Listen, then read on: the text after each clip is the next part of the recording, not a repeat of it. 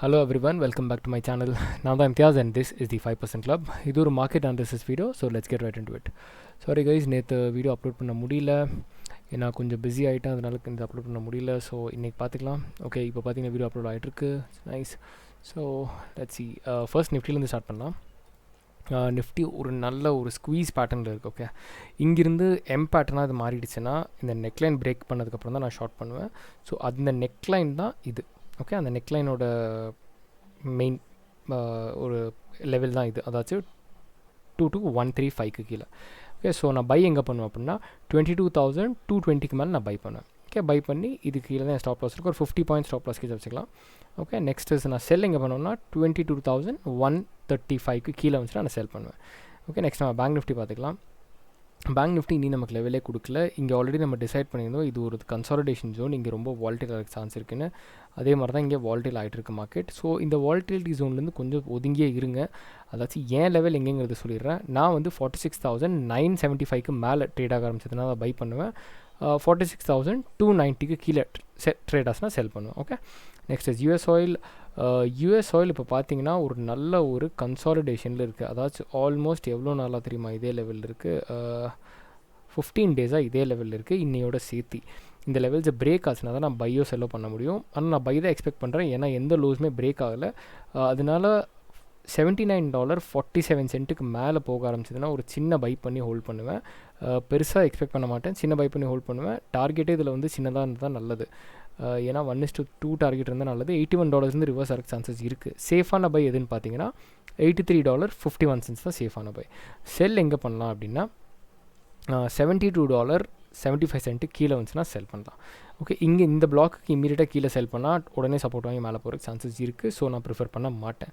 Okay, next is gold. Gold இப்போ பார்த்தா நல்லா நம்மளோட லெவலுக்கு ஸ்குவீஸ் ஆகிடுச்சு.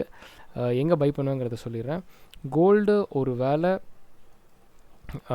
இப்போ இந்த லெவலில் ப்ரீச் பண்ண ட்ரை பண்ணிகிட்டு இருக்கு. ஓகே, இது ப்ரீச் ஆகிடுச்சு அப்படின்னா 2035க்கு மேலே போக ஆரம்பிச்சதுன்னா கண்டிப்பாக பை பண்ணுவோம். பை பண்ணி ஸ்டாப் லாஸ் வந்துட்டு 2025 இருக்கும் ஸ்டாப் லாஸ், ஏன்னா இந்த ஸ்விங்குக்கு கீழே இருக்கும். செல் எங்கே பண்ணுவேன் அப்படின்னா செல் வந்துட்டு 2016க்கு கீழே 2015க்கு கீழே வந்து தான் செல் பண்ணுவேன். ஸ்டாப் லாஸ் அதில் வந்துட்டு 2026 இருக்கும். ஓகே, ஸோ இதுதான் வந்து பை அண்ட் செல்லோட லெவல்ஸ் ஃபார் கோல்டு.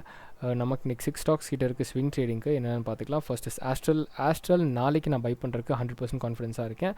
ஏன்னா சின்ன சின்ன கேண்டில்ஸ் பண்ண ஆரம்பிச்சிச்சு, அது கீழே வந்துச்சுன்னா கூட டோட்டலி ஃபைன். எனக்கு 1996லேருந்து 2115 வரைக்கும் என்ன காஸ்ட் கிடச்சாலுமே நான் பர்ச்சேஸ் பண்ணி ஹோல்ட் பண்ணுவேன். என்னோட ஸ்டாப் லாஸ் பார்த்திங்கன்னா 1915 இருக்கும். ஓகே, நெக்ஸ்ட் இஸ் சுப்ரஜித்தும் சேம் கண்டிஷன் தான். எனக்கு 420 ரூபீஸ்லேருந்து 440 ரூபீஸ்க்குள்ளே எங்கே கிடச்சாலுமே நான் பை பண்ணுவேன். பை பண்ணி என்னோடய ஸ்டாப் லாஸ் வந்துட்டு 415 இருக்கும். Okay, next tata Motors 4 time ஃப்ரேமில் பார்த்துக்கலாம். இப்போ டாட்டா மோட்டார்ஸ் பார்த்தீங்கன்னா ஒரு நல்ல ஸ்குவீஸ்க்கு அப்புறம் அதாச்சும் ஒரு ரெசிஸ்டன்ஸை பிரேக் பண்ணிடுச்சு.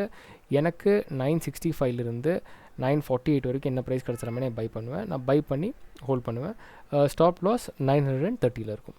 ஓகே, நெக்ஸ்ட் இஸ் ரெயில்டெல் காப் 468லேருந்து 366 வரைக்கும், அதாவது 468லேருந்து 488 வரைக்கும் என்ன காஸ்ட் கிடச்சாலுமே பர்ச்சேஸ் பண்ணி ஸ்டாப் லாஸ் பார்த்திங்கன்னா 366 இருக்கும்.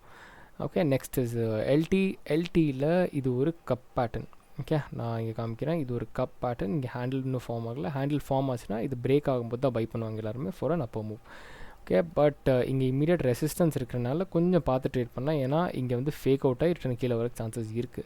அதனால சேஃப் பை எதுன்னு பார்த்தா 3546க்கு மேலே போக ஆரம்பிச்சதுன்னா பை பண்ணலாம். பை பண்ணி ஸ்டாப் லாஸ் வந்துட்டு இந்த ஸ்விங்குக்கு கீழே வைக்கலாம்.